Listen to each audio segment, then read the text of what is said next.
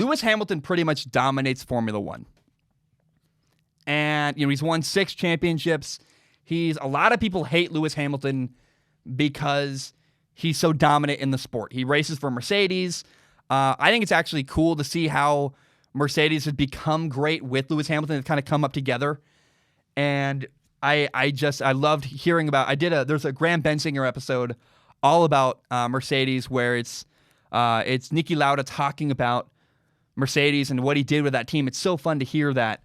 But I just want to point out, there's a lot of hate towards Lewis Hamilton because he wins so much. But I just want to point out that we need to be grateful he's not an arrogant jerk, because he's actually, Lewis Hamilton, you can hate him because he wins, but he's actually a great representative of Formula One. I've never really heard him say anything that makes me go, oh, he's just full of himself. He's just a jerk.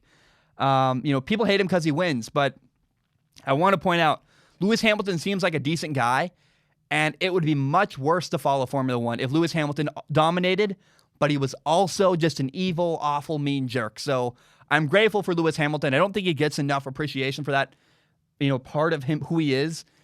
And I just wanted to point that out. I don't hate Lewis Hamilton the same way a lot of other people do. And he's a really, really talented racer. He gets, people put a lot of the credit onto the team.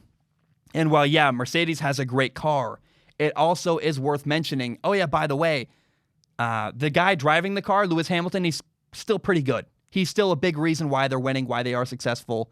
And I don't hate Lewis Hamilton the same way other people do.